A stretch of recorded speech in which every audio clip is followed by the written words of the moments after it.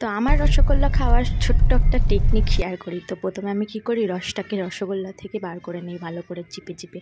তো তার মধ্যে আবার জল ঢেলে আবার রস বের করে নিই। লাস্টে গিয়ে সেটা একদম স্পঞ্জ হয়ে যায় আর সুগার ফ্রি হয়ে যায়। তো তখন সেটা আমি খাই, বেশ ভালো লাগে।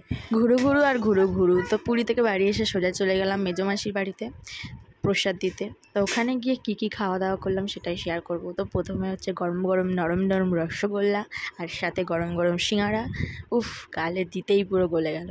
আর এখানে হচ্ছে সিঙাড়া আর রসগোল্লা নিয়ে মারপিট চলছে। তো কে কটা রসগোল্লা সিঙাড়া খেতে পারে কম্পিটিশান চলছে।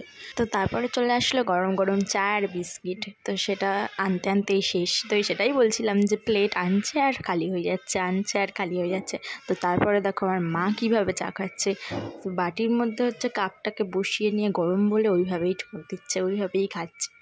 তো ওইটা দেখে তো সবাই হাসাহাসি করছিল। তো তারপরে চলে আসলো চাউমিন।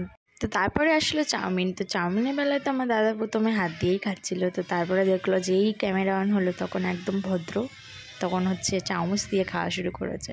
তো যেটাই ভিডিও করছিলাম। আর ও যখনই ভিডিও অন করা হচ্ছে তখনই একদম ভদ্র ভালো ছেলে গুড বয় হয়ে যাচ্ছে। আর যখনই ভিডিওটা অফ করা হচ্ছে পুরো হাত দিয়ে যেইভাবে ইচ্ছা সেইভাবে খেতে শুরু করে দিচ্ছে। তো তারপরে এই যে সবাই খাচ্ছে চাউমিন, আর লাস্টে হচ্ছে আমিও একটু খেলাম চাউমিন। আর এখানে আমি যে কী বক করছিলাম সেটা আমি নিজেও জানি না। তো চাউমিনটা সত্যিই খুব টেস্টি হয়েছিল, তো সবারই খুব ভালো লেগেছে। তো তারপরে আসলো মাঝখানে হচ্ছে চিকেন আর রুটির পালা, তো সেটা ভিডিও করা হয়নি। তো তারপরে চলে আসলো সোজা স্পাইটে।